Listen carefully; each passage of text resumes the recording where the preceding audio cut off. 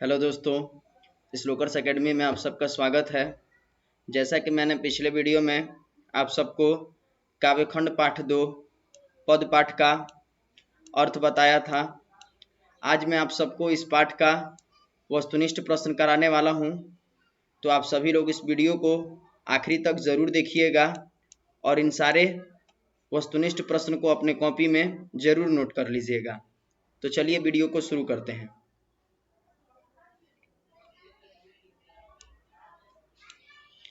सबसे पहला प्रश्न है हमारा, साहित्य लहरी किसकी रचना है?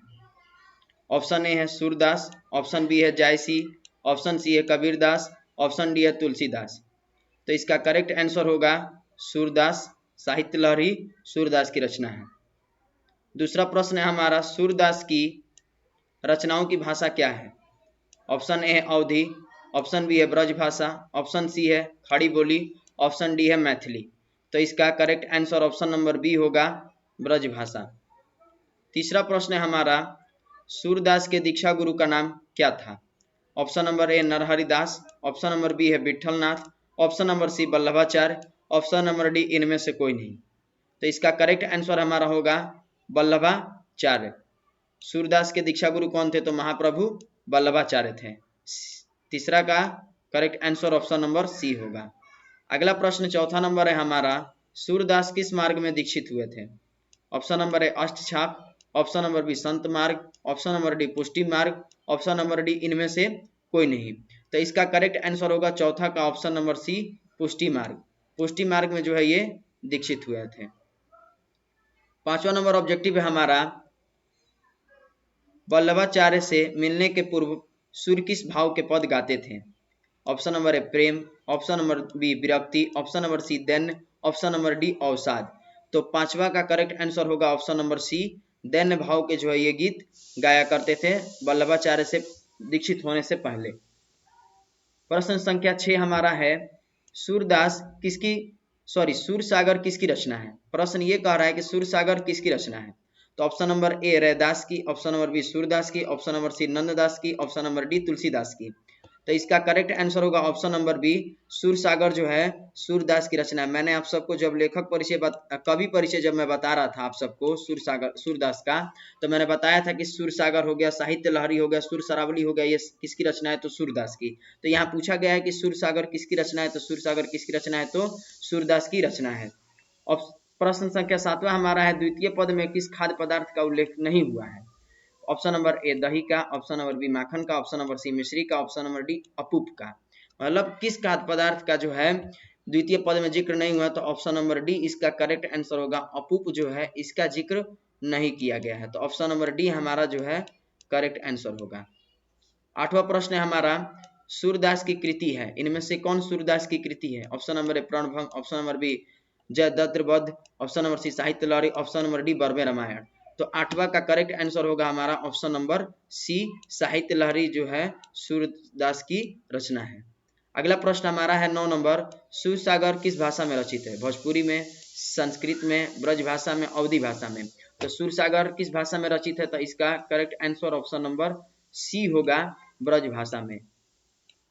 अगला प्रश्न 10वां नंबर है हमारा, सूरदास के संकलित पदों में कौन सा रस है? ऑप्शन नंबर है श्रृंगार रस, ऑप्शन नंबर बी वात्सल्य रस, ऑप्शन नंबर सी हास्य रस, ऑप्शन नंबर डी रौद्र रस। तो सूरसागर के संकलित पदों में कौन सा रस है? तो ऑप्शन नंबर बी इसका करेक्ट आंसर होगा, वात्सल्य रस। वात्सल्य रस का जो प्रयोग दोनों पदों में किया गया है, option number B correct answer होगा।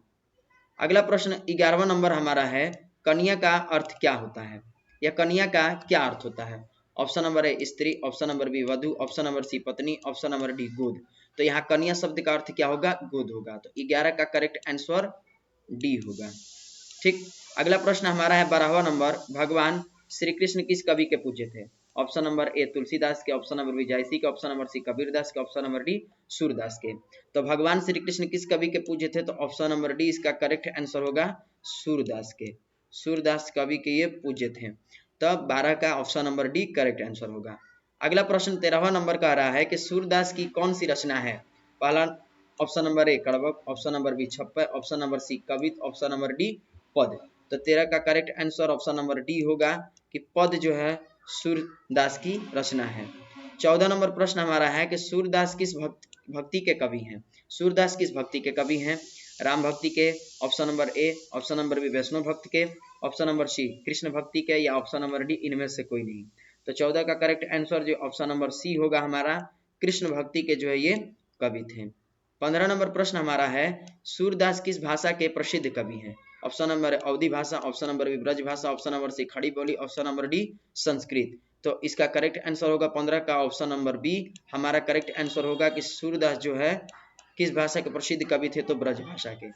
16वां नंबर प्रश्न हमारा है कि वात्सल्य के विश्व में अद्वितीय कवि कौन है? Option number a Surdas, option number b Tulsidas, option number c Jayasi, option number d Jaishankar Prasad. तो 16 का करेक्ट आंसर हमारा होगा option number a Surdas. Surdas जो है वात्सल्य के विश्व में अद्वितीय कवि हैं। 17वां नंबर हमारा प्रश्न कह रहा है कि कृष्ण कहाँ बैठकर भोजन कर रहे हैं? ऑप्शन नंबर ए यशोदा की गोद में, ऑप्शन नंबर बी नंद की गोद में, ऑप्शन नंबर सी जमीन पर, ऑप्शन नंबर डी इनमें से कोई नहीं। तो 17 का करेक्ट आंसर होगा ऑप्शन नंबर बी नंद की गोद में। नंद की गोद में बैठ करके वो भोजन कर रहे थे। 18वां नंबर हमारा प्रश्न कह रहा है कि प्रस्तुत प्रथम पद में कृष्ण को किसकी सूचना दी जाती है? ऑप्शन नंबर ए भोर होने की, ऑप्शन नंबर बी दोपहर होने की, ऑप्शन नंबर सी शाम होने की, ऑप्शन नंबर डी इनमें से कोई नहीं। तो 18 का करेक्ट आंसर होगा ऑप्शन नंबर ए भोर होने की सूचना दी जा रही है। 19वां नंबर हमारा प्रश्न क्या कह रहा है? तो 19वां नंबर प्रश्न है कि सूरदास हिंदी साहित्य के किस काल के कवि हैं? ऑप्शन नंबर ए रीति काल के, ऑप्शन नंबर बी आधुनिक काल के, ऑप्शन नंबर सी भारतेंदु युग के, ऑप्शन नंबर डी भक्ति काल के। तो सूरदास किस काल के कवि थे? तो भक्ति काल के कवि थे। 19वां का ऑप्शन नंबर डी जो हमारा करेक्ट आंसर होगा। अगला प्रश्न जो है हमारा 20वां नंबर, सूरदास को किस चीज की भूख है? ऑप्शन नंबर ए नंद की जूठन की, ऑप्शन नंबर बी कृष्ण की जूठन की, ऑप्शन नंबर सी राम की जूठन की, ऑप्शन नंबर डी यशोदा की जूठन की। तो सूरदास को किस चीज की भूख है? तो श्री कृष्ण के जूठन की। तो इसका 20 का correct answer option number B इसका करेक्ट आंसर होगा। अगला प्रश्न हमारा है 21वां नंबर, सूरदास की अनुमानित जन्म तिथि क्या है? 1450, 1430, 1478, 1480। तो इसका करेक्ट आंसर होगा ऑप्शन नंबर सी। सूरदास का अनुमानित जन्म तिथि क्या है? तो 1478 ईस्वी है। ऑप्शन नंबर सी इसका करेक्ट आंसर होगा। अगला प्रश्न 22वां नंबर है हमारा, सूरदास के संकलित पदों में कौन सा रस है? ऑप्शन नंबर श्रृंगार रस, ऑप्शन नंबर बी भक्ति रस, ऑप्शन नंबर सी वात्सल्य रस, ऑप्शन नंबर डी करुण रस। तो 22 का हमारा करेक्ट आंसर होगा ऑप्शन नंबर सी। इसका आंसर क्या होगा हमारा? वात्सल्य रस। 23वां नंबर प्रश्न क्या कह रहा है कि कमल का मानक रूप क्या होगा? ऑप्शन नंबर ए कमल, ऑप्शन नंबर बी गुलाब, ऑप्शन नंबर सी कुमुद, ऑप्शन नंबर डी फूल। तो कमल का मानक रूप क्या होगा? तो कमल होगा, कमल का फूल होगा। तो इसका करेक्ट आंसर ऑप्शन नंबर ए होगा। अगला प्रश्न हमारा है 24वां नंबर, तमचूर का अर्थ क्या है? तो इसका ऑप्शन नंबर ए होगा फूल, ऑप्शन नंबर बी कमल, ऑप्शन नंबर सी मुर्गा, ऑप्शन नंबर डी मुर्गी। तो तमचूर का अर्थ क्या होता है? मुर्गा होता है। तो 24 का ऑप्शन नंबर सी जो है हमारा करेक्ट आंसर होगा। अगला प्रश्न 25वां नंबर हमारा, सूरदास का देहांत कब हुआ था? सूरदास का देहांत कब हुआ था? 1483 में, 1540 में, 1580 में या 1583 में। तो 25 का correct answer option number d होगा। 1583 में जो है सूरदास का निधन हुआ था। 26वां नंबर प्रश्न की बात करेंगे तो 26वां नंबर हमारा प्रश्न है कि सूरदास का निधन किस गांव में हुआ था? ऑप्शन नंबर पारसोली गांव में, ऑप्शन नंबर बी वृंदावन में, ऑप्शन नंबर सी काशी में, ऑप्शन नंबर डी इनमें से कोई नहीं। तो सूरदास का निधन कहाँ हुआ था? तो पारसोली ग्राम में जो इनका निधन हुआ था। तो 26वां नंबर प्रश्न का जो है करेक्ट आंसर क्या होगा? तो हमारा ए होगा। तो ये था आज का हमारा पद पाठ का टोटल 26 क्वेश्चन, जिसको हमने मिल करके साथ में किया। तो आई होप आप सबको ये सारे क्वेश्चन समझ में आए होंगे।